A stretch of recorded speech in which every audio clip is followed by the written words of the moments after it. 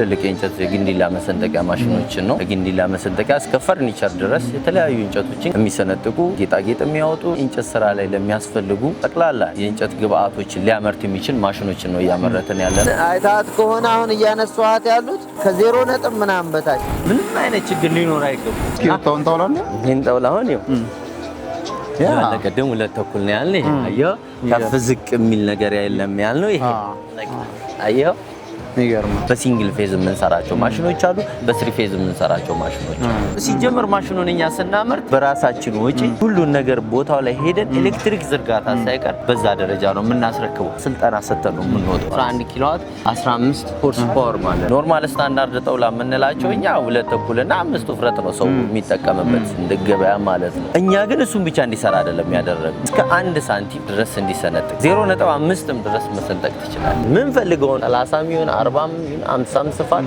አድርጎ ጠውላውን ሸንሽኖ ያስቀምጥልናል።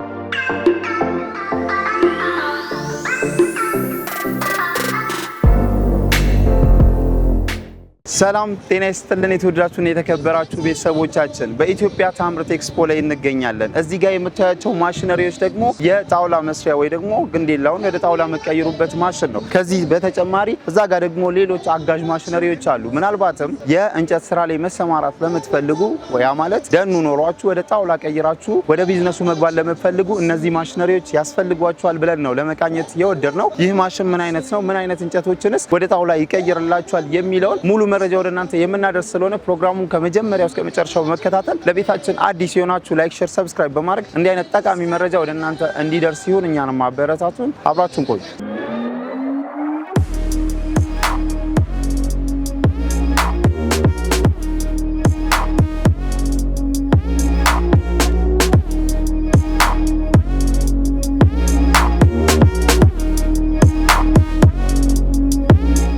ሰላም ጤና ይስጥልኝ። አብሮ ይስጥልን። እንዴት ነህ? አለ ወንድሜ አለን ይመስገነው። እንግዲህ በሚዲያችን የተለያዩ የቢዝነስ ማስጀመሪያ የምንላቸውን ማሽነሪዎች፣ የቢዝነስ ሀሳቦችን እናም ደግሞ ጠቃሚ ያልነውን መረጃ ለቤተሰቦቻችን በማድረስ እንታወቃለን። ዛሬ ደግሞ እናንተ ይሄን የመሰለ የማምረቻ ማሽን ይዛችሁ ኤግዚቢሽን ላይ ኢትዮጵያ ታምርት ኤክስፖ ላይ ተገኝታችኋል።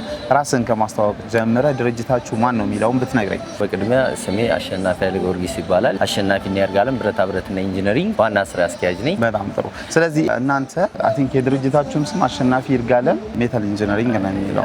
ይህንን ድርጅት መስራችም ነው መሰለኝ አይደል? መስራችና ስራ አስኪያጅ። በጣም ደስ ይላል። አሁን እናንተ በዋናነት ትኩረት አድርጋችሁ እየሰራችሁ ያላችሁበት የማሽን አይነት ምንድን ነው? አሁን እኛ በዋናነት ትልልቅ የእንጨት የግንዲላ መሰንጠቂያ ማሽኖችን ነው። ከግንዲላ መሰንጠቂያ እስከ ፈርኒቸር ድረስ የተለያዩ እንጨቶችን የሚሰነጥቁ ጌጣጌጥ የሚያወጡ አጠቃላይ እንጨት ስራ ላይ ለሚያስፈልጉ ጠቅላላ የእንጨት ግብአቶችን ሊያመርት የሚችል ማሽኖችን ነው እያመረትን ያለ ነው። በተጨማሪ የወርቅ ማጠቢያ ማሽኖችን እየሰራ እንገኛለን። የማርበል መቁረጫ ማሽኖችን ይዘን እንገኛለን።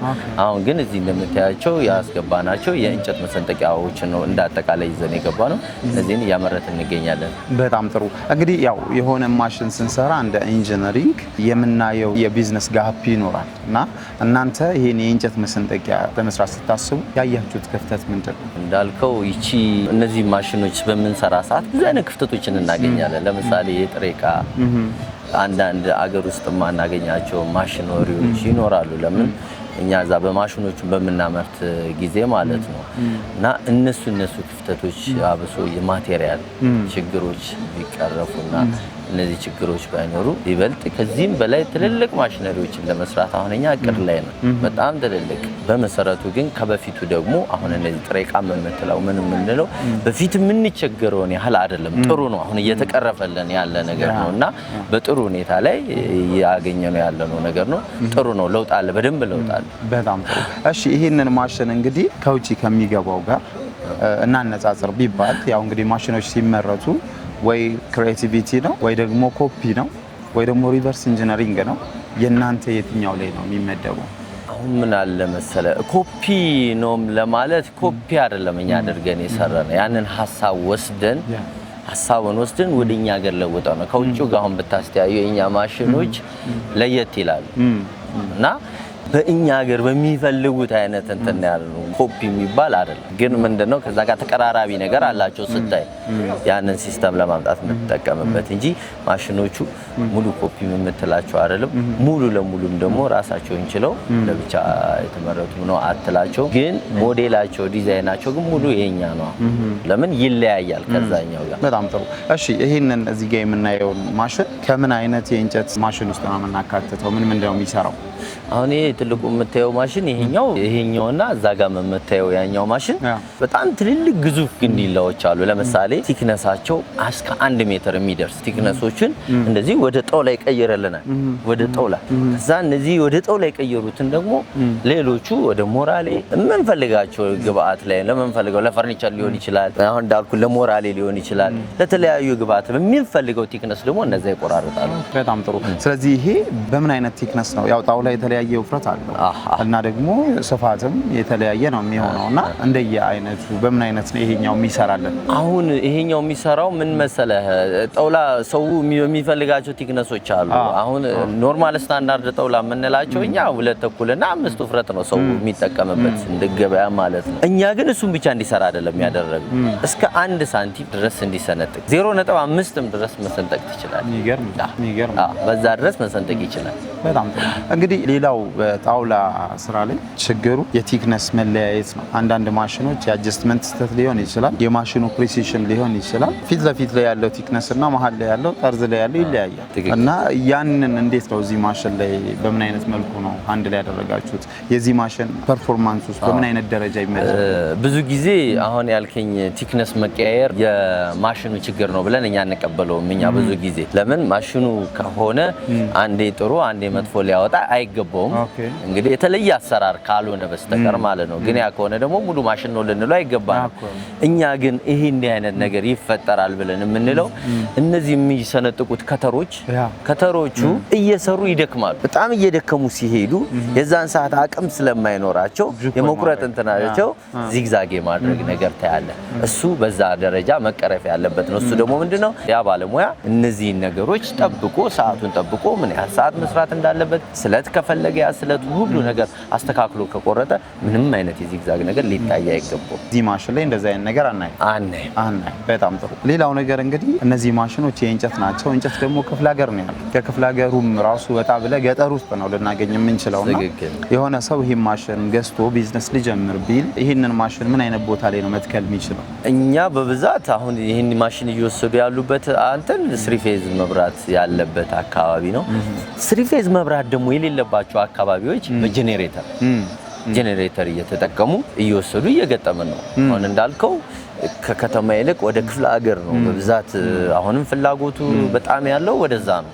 ለምን ጥሬ ዕቃ እዛ ነው ያለው። ያ ጥሬ ዕቃ ደግሞ እዛ ያለ በጣም በተሻለ ሁኔታ እዛ ነው ፍላጎቱ ያለው ማለት ነው ከተማ ላይ ከመሆኑ በላይና በጄኔሬተር መስራት ይችላል፣ በኤሌክትሪክ መስራት ይችላል። ጄኔሬተር ሲባል መጠኑ ምናልባት በምን አይነት ጄኔሬተርም ስንል አንዳንዴ ሲንግል ፌዝ የሆኑ የሚወስዱ አሁን እንደ ሰውየው ፍላጎት ነው። አነስተኛ እንጨት ለሚሰራ ሰው ለምሳሌ በሲንግል ፌዝ የምንሰራቸው ማሽኖች አሉ፣ በስሪ ፌዝ የምንሰራቸው ማሽኖች አሉ። ስለዚህ ስሪ ፌዝ እና ሲንግል ፌዝ ልዩነት ካለው ጄኔሬተሩን በዛ ፓወር ልክ ከፍ ዝቅ ይላል ማለት ነው። ስለዚህ አሁን እንደምታየው ይሄ ለምሳሌ ትልቅ ነው፣ በጣም የመጨረሻ ትልቅ የምንለው አሁን ግዙፍ ግንዶችን ይሰራል ብለን የምንለው ነው ይሄኛው ማለት ነው። ስለዚህ ይሄ 11 ኪሎዋት ነው የሚፈልገው ስሪ ፌዝ ማለት ነው። ስለዚህ ያን ነው። ግን ከዚህ ደግሞ ዝቅ ይበል ከተባለ በዛው ልክ ኪሎዋትን ዝቅ ያደረግ ነው የምንሰራው። እንጨት የኛ አነስተኛ ነው ከተባለ በዛ ልክ መስራት እንችላለን። በጣም ጥሩ። እሺ እንግዲህ ያው ቀደም በመግቢያችን ላይ ልገልጽልህ ሞክሬያለሁ። የቢዝነስ ሚዲያ ነው ሚዲያችን። ቤተሰቦቻችን ይሄን ስራ ይስሩ እንደማለት ነው እኛ ስናቀርበውና አንተ ይሄንን ማሽን እንግዲህ እንደ ባለቤትነት ይሄን ማሽን ስታመርቱ ማን ቢሰራበት ትርፋማ ይሆናል? የትርፉስ መጠን እንዴት ነው የለካችሁት? ትክክል። በብዛት አሁን በፊት ኮንስትራክሽን ላይ ያሉ ሰዎች በጣም ይሰሩታል ለራሳቸው ግብአት ጭምር። አሁን እንደዚህ አይነት ሰዎች ቢሰሩ፣ ፈርኒቸር የሚሰሩ ሰዎች ቢሰሩ ለመሰለ ምርቱንም ከስታች ጀምሮ አሁን ብዙ ጊዜ እኛ ሀገር ላይ አሁን በጣም ግዙፍ ፈርኒቸር ቤቶች የምትላቸው ካልሆነ ብዙ ፈርኒቸር ቤቶች አይተህ ከሆነ ከውጪ ነው ጣውላውን ገዝተው እንደገና እነሱ ጋር እንትን ብለው ነው የሚሰሩት። ገዝተው እንግዲህ ከውጪ ከተሰራ ግን ከዛ ሁሉ እነዚህ ሰዎች መጀመሪያ ግንዱን ራሱ ገዝተው ከዛ በኋላ ሰንጥቀው ለራሳቸው ግብአት ተጠቅሞ ሌላውንም ደግሞ መሸጥ የሚችሉበት አማራጭ አለ። እንደዛ ሲሆን ምን አለ መሰለህ ተረፈ ምርት የሚባል ነገር አለ። አሁን አይተው ሞራሌና ጣውላ ከሚጠቀሙበታች ተረፈ ምርቱን ራሱ ለፈርኒቸር ግብአት ይሆናል። ለዛው በቃ ያንን ሳይነኩ ያንን ለነሱ ለፈርኒቸር ሰራተኞች በጣም የሚጠቀሙበት መንገድ ነው። በተረፈ አሁን በየአንዳንዱ እኛ ስናይ የደን እንትን ያላቸው አሉ። ደን ራሳቸው ተክለው የሚሰሩ ሰዎች አሉ። ደን ኢንተርፕራይዞች ለምሳሌ እኛውን ደን ኢንተርፕራይዞች በብዛት ከኛ ይወስዳሉ። እንግዲህ በፊት ራሱ የመንግስት ማለት ደኑን ያለማል መልሶ ይሰነጥቃል። ግብአቱንም ለራሳቸው ቀጥታ ደኑን አይሸጡም። አሁን አንዳንድ ሰዎች ደን ያዘጋጃሉ መልሰው ግን ደኑን ቆርጠው ለሌላ ሰው ሰጥተው ሶስተኛው ግን አራተኛው ግን የሚጠቀምበት ማለት ነው። እንዲህ አይነት እንትኖች አሁን ዩኒቨርሲቲዎች ሳይቀሩ አሁን የሚወስዱ አሉ ከኛ ራሳቸው ግቢ ላይ አሁን ወጣ ስትል ወደ ክፍለ ሀገር ራሳቸው የሚያዘጋጁት ደን አለ። ያን ደን ቀጥታ ለራሳቸው ግብአት እያደረጉት ያሉ አሁን ለምሳሌ ማሰልጠኛዎች ሁሉ ማሰልጠኛ ምላውን እኛውን የመከላከያ ወደ ጦር ላይ ምናምን በተዳው ማሰልጠኛው ራሱ ከኛ ወስዱ አሁን ግብአቱ ለራሳቸው ነው እያደረጉት ያሉ። እዛ በስልጠና ባሉበት ሰዓት የሚሰሩት ስራ አለ። እሱን ሁሉ ከኛ ማሽን ወስዶ ሁሉ እየሰለጠቁ ያሉ እና ደን ኢንተርፕራይዞች ደግሞ በብዛት ራሳቸው ወስደው ራሳቸው እያመረቱት ነው የሚገኙ። በጣም ጥሩ። ስለዚህ የራሳቸውን ደን ለራሳቸው ተጠቅመው ግንዴላውን ከመሸጥ የመጨረሻው ምርት ጣውላውን አውጥተው ቢሸጡ ራሱ ትርፋማ ናቸው። በጣም ትርፋማ ናቸው። በጣም አሪፍ። እሺ እስኪ ይሄንን ማሽን እያነሳ ነው ምናልባት እያሰራ ነው ፕሪሲሽኑ ምን አይነት ነው የሚለውን ማየት ብንችል። መልካም። እሺ አሁን ማሽን ያው እንደምታየው መጀመሪያ ትልቅ ግንድ ነበረ። በእነዚህ በመታያቸው መሬት ላይ በመታያቸው ልክ ለሙከራም ስለነበረ በፈለግነው ሳይዝ እየሰነጣጠቅነው ነው። አሁንም የተወሰነውን ለማየት እንችላለን። እቺ በመጀመሪያ እዚህ ጋር ኩላንት አላት። ምን ጊዜ እዚህ ጋር በሚሰራ ሰዓት ምላጩ እንዲያቀዘቅዘው ነው እዛች ጋር የሚያደርገው ኩላንት አላት። ውሃው እየወረደ ሲሄድ ይላል። ተረፈ ማሽኑ ይሄኛው አይተው ከሆነ ይኸውልህ በመንፈልገው ቲክነስ ይወርዳል። ቅድም ያልኩ ዝቅ ይላል። በመንፈልገው ቲክነስ አሁን ለመስራት ይላል። ከዛ ዋናው ሞተር አስነስተን ቀጥታ ታችን ነው። አሁን ትንሽ የሳሳ አድርጌ ላንሳውና ገልብጠ ነው ስለነበረ የላይ ለማጣራት ያህል አንዴ እንትንለውና ደግመን አሳያለሁ።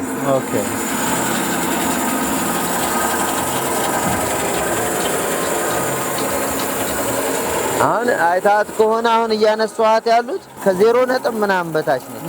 አይታታላ ለምን ስለገለበጥ ነው ማጽዳት ያህል ነው እየሄድኩበት ወጥ እንዲሰጠን ማለት ነው። በኋላ በድጋሚ ስናወጣው እንትን ስለምናጸዳ አየው እንግዲህ ቲክነስ ቅድም ያልኩ ከዚህም በላይ እንዲሆን ስለምንፈልግ ነው። በጣም አሁን ይችን ከዚህ በኋላ የምንፈልገው 2.5 ስለሚሆን አሁን 2.5 ቢሆን ይመረጣል። ለምን እዚህ ጋር ነው የምናየው? አሁን ይኸው እዚች ጋር ሜትሮች አሉት የራሱ ቲክነስ አለ። አሁን ይሄ 2.5 ነው የሰጠሁት። 2.5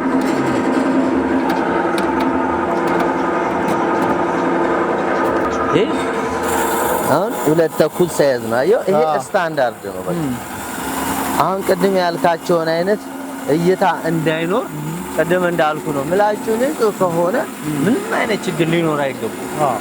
ካልሆነ ግን ምላጩ ልክ ካልሆነ እንጨቱ እንዳልኩ ዚግዛግ ይሆናል። ሰዓት አለው የሚሰራበት ሰዓት የተወሰነ ሰዓት ሰርቶ አገልግሎ ልክ እንትን ማለት አለበት። መሳል አለበት። ያው 2.5 ነው የሰነጠቅነው። ስንጨርስ ወደ ላይ ከፍ አድርገን እንደዚህ እንመለሳለን ማለት ነው። እታቸው ከሆነ ምንም ጉልበት አይፈልግም። ለምን ውሃ ልኩን መጀመሪያኛ ስናስቀምጥ ሲጀመር ማሽኑን እኛ ስናመርት ቦታው ላይ ሁሉ ገጥመን አስነስተን ሞክረን ነው የምናስረክበው። በራሳችን ወጪ ሁሉን ነገር ቦታው ላይ ሄደን ኤሌክትሪክ ዝርጋታ ሳይቀር በዛ ደረጃ ነው የምናስረክበው። በዛም ስልጠና ለልጆቻቸው ስልጠና ሰጥተን ነው የምንወጣው ለሚሰሩት ልጆች። ይገርም። እስኪ ወጣውን ታውላለህ? ይሄን ታውላውን ይኸው ለቀደም 2.5 ነው ያልነው። ይሄ አየው ከፍ ዝቅ የሚል ነገር የለም ያልነው። ይሄ አየው ይገርም። እንደውም ይሄ እንጨቱ ይሄ እንጨቱ አይነት እንደውም አንዳንድ እንጨቶች ወደ ስሰነጥቃቸው ጉብጥ የሚሉ እንጨቶች አሉ። ይሄኛው የዛ አይነት ዝርያ እንጨት ስለሆነ አሁን ኖርማል ፋይነስ እንጨቶች ምናምን ሲሆኑ ያ ነው አንዳንድ ትልልቅ ባህር ዛፍ እንጨቶች ምናምን ሳይቀሩ ልክ በሚሰሩ ሰዓት ራሳቸው የሚጎብጡ ሁሉ አሉ። የዛ አይነት ዝርያ እንጂ በጣም ምንም አይነት ፋይነስ ምናምን ከሆነ ምንም ከውጪ ከአውስትራሊያ ከሚመጣው እንጨት ምንም አይነት ልዩነት አይኖርም። በጣም ማለት እሺ። ሌላው ነገር እንግዲህ እዚህ ጋር ያለውን ኦፕሬሽን አይተናል። እስኪ እንትኑ ደግሞ ስንት ነው ያልከኝ ኪሎ? ይሄ አሁን በዚህ ደረጃ ያለው ትልቁ በጣም ከፍተኛ ደረጃው የምንለው 11 ኪሎዋት 15 ሆርስ ፓወር ማለት ነው። ያ 15 ሆርስ ፓወር። ስለዚህ ሞተሩን እንደ ባለቤቱ ፍላጎት መቀየር ይቻላል። ነገር ግን በዛው ልክ ደግሞ አቅሙን እንቀንሳለን። ትክክል። በዛ አቅሙን የምንቀንስበትን መንገድ ማለት እንችላለን። በጣም ጥሩ እንዳልከው ከፍ ዝቅም ልክ አገራቸው ላይ ባለው እንጨት ዝርያ አይነት ለሚፈልጉት ማድረግ እንችላለን። ኦኬ፣ በጣም ጥሩ። ስለዚህ አሁን ሰው ይሄንን ስራ ለመስራት ለምሳሌ የጣውላ ማምረት ቢዝነስ ውስጥ ለመግባት ቢወስን ከናንተ መውሰድ ያለበት ይሄንን ማሽን ብቻ ነው። ይሄኛውና እዛች ጋር አንድ ማሽን አለች አነስተኛ። አሁን ይሄን እንጨት ሰነጠቅ ነው ለምሳሌ አይተውኮ ነው እዚህ ላይ አገላብጠን አይተህ ከሆነ ሳይዙን እንደፈለገ መጨረስ እንችላለን። ግን ደግሞ ብክነትን ለመቀነስ አሁን የመጀመሪያ ክንዶች አይተህ ከሆነ ዲያሜትራቸው መጀመሪያ ስታነሳለት 15 ሳንቲም ከሆነ ሁለተኛው የሚወጣው 20 ሳንቲም ሊሆን ይችላል። ሶስተኛ ስፋታቸውን ለመቆጠብ እዚህ ላይ አገላብጠን ከሰራ ነው በአንድ አይነት ሳይዝ ሊያልቅ ነው። ያ ማለት ለሂሳብ ካልኩሌት ለማድረግ የጣውላው ሁሉ ዋጋ አንድ አይነት ሊሆን ነው እዚህ ጋር ማለት ነው። ሌላው ወደ ተረፈ ምርት ልናደርገው ነው። ከዛ ሁሉ ግን ቀጥታ እዛኛው ጋር ይኸውልህ የተሰነጠቀውን አይተው ከሆነ እንደምናየው የተለያየ ዛጋውን የምትየው ጣውላ አንድ ግንድ ላይ ከዚህ ላይ ወጣ ነው የተለያየ ነው። አየው እዚህ ጋር ስናጣራው አንድ አይነት ወጣ። ያ እንዳይሆን ግን ምን ይደረጋል? ያቺኛዋን ከመጀመሪያ ጀምሮ አንድ እያልን ስናወጣ 15 ስፋት ጣውላና 20 ስፋት ጣውላ ዋጋው አንድ አይሆንም። ከዛ 25 ይሆናል 30 እያልን እንቀጥላለን። እነዚህን እስከምንሄድ ድረስ የጣውላ ዋጋዎቹ በጣም የተለያየ ነው የሚሆነው። ስለዚህ ያ ስለሆነ ልክ እንደዚህ ከጨረሰ በኋላ ይሄ ማሽን ቀጥታ በዚህ ደረጃ ቢሰራ አዋጭ ይሆናል። ስለዚህ በዚህ ደረጃ ያዋጭ ይሆንና ያቺኛዋ ማሽን እዛ ጋር የምታያት ሰርኩላር ሶ ትባላለች። ሰርኩላር ሶ ነው የምንላት በእንግሊዘኛው ወይም ደግሞ በአማርኛው እኛ ስንላት የጣሊያንኛው ቋንቋ ተጠቅመን ቸኮራሌ በሚለው ነው የምንሰራው። ቸኮራሌ በምትባል ማሽን እሷን ቀጥታ እቺ ሞራሌውንም ፈልግ ወደምትፈልገው ቲክነስ አሁን ለምሳሌ የዱላ እንጨት ሳይቀር ቀጭ አይደለ ይሄ የመጥረጊያ እንጨት እነሱ እንጨቶች ቀጥታ እስከሱ ድረስ ቲክነስ ቀጭንን ሞራሌም ውፍረት ጣውላውንም ጎኑን ስፋት በዛች አጣርቶ ይጨርሳል። ሁለቱ ማሽን ተያይዘው ወሳኝ ስራ ይሰራሉ። አንድ ጀማሪ ሰው ሁለቱን ይዞ ቢጀምር ከበቂ በላይ የሚፈልገውን የጣውላ ግብአቶች ማምረት ይችላል ማለት ነው። በጣም ጥሩ። እንግዲህ ይሄን በዚህ መልኩ አይተናል። የዚህ ዋጋው ምን ያህል ነው አሁን ባለበት በእነዚህ ስታተስ? ይሄ ብሬንታውን አሁን እየሰራን ያለ ነው። አሁን የዛሬ ዋጋ ነው የምነግርህ። ከቫት በፊት ቫትን ሳይጨምር 800 ሺህ ብር ነው የሚሸጠው። ከነቫቱ ነው እኛ ግን የምንሸጠው።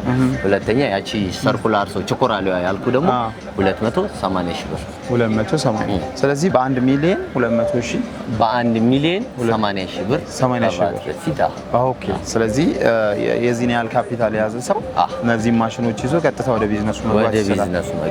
ኦኬ። ምናልባት ሂሳብ ሰርታችኋል፣ አናላይዝ አድርጋችኋል? አንድ ሰው ይሄንን ማሽን ገዝቶ ኦር የገዙ ሰዎችን ቢዝነስ ሰርተውበት ምን ያህል ትርፋማ ናቸው የሚለው? እኛ መቼም የሰውን ነገር እንዲህ ከምትል ከራሳቸው ብንሰማ በጣም ደስ ይለን ነበረ። ለምን ቦታው ላይ ብንሆንና የተወሰኑ ሰዎች በሌላም ጊዜ ምናልባት ፕሮግራም ከተገናኘ የተወሰኑ ቦታዎችንም ይዤ መሄድ ይችላሉና እሱን ማሳየት እንችላለን። በእርግጠኝነት 100% በጥሩ እና ባጭር ጊዜ በሚባል ጥሩ ለውጥ ነው የሚያሳዩት። በደንብ የሚገርም። በጣም ጥሩ። እንግዲህ ይሄን በዚህ መልኩ አይተናል። ያቺኛዋንም ከዚህ ጋር የምትገዛው ማሽን ሄደን እንያትና ፕሮግራማችንን እናጠቃላለን። መልካም።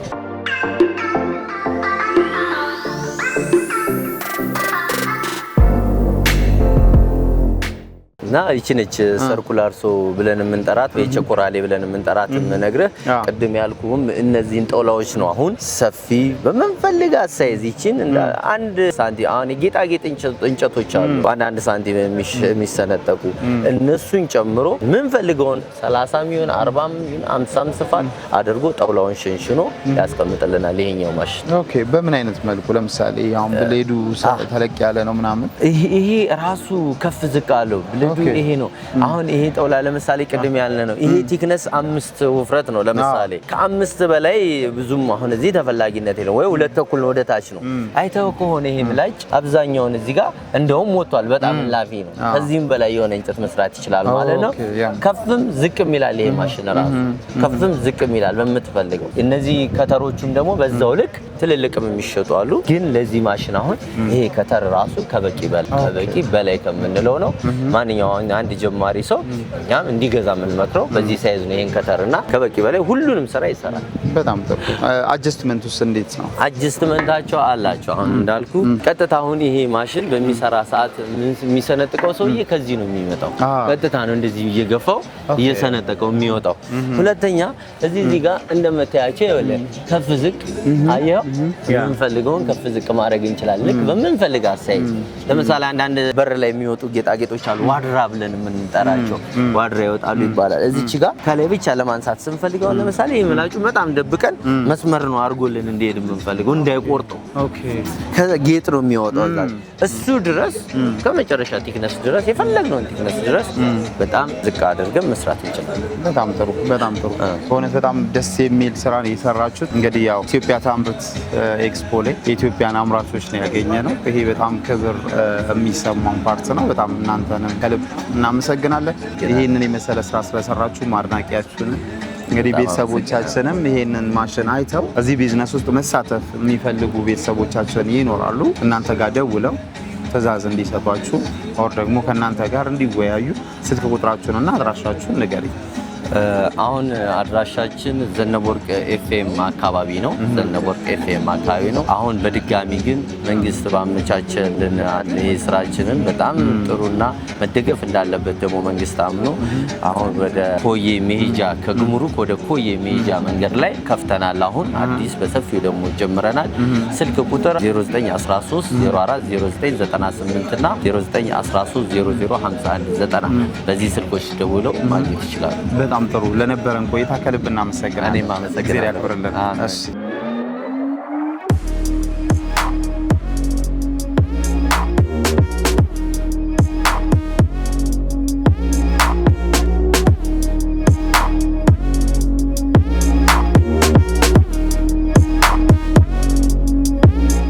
እንግዲህ የተወደዳችሁና የተከበራችሁ ቤተሰቦቻችን ባያችሁት መልኩ እነዚህን የእንጨት መስሪያ ወይ ደግሞ የጣውላ ማሽነሪዎች ለመቃኘት ችለናል። ሙሉ ፕሮግራሙን ተከታትላችሁ እናንተም ጥሩ ጭብጥ እንዳገኛችሁ እርግጠኞች ነን። ምናልባትም እነዚህ ማሽኖች ማዘዝ ከፈለጋችሁ በተቀመጠው ስልክ ቁጥርና በአድራሻው ቀርባችሁ ማዘዝ ትችላላችሁ እያልን ፕሮግራማችንን በዚሁ አጠቃለልን። አብራችሁን ስለቆያችሁ ከልብ እናመሰግናለን። እንዲህ አይነት ጠቃሚ መረጃዎች እናንተ ጋር እንዲደርሱ ላይክ፣ ሼር፣ ሰብስክራይብ ማድረግ አይረሳ። ይህን ፕሮግራም ስመራ የነበርኩት እኔ መስቀሌ ጎበና፣ ካሜራማናችን ናውል አብሮን ነበረ። እናመሰግናለን።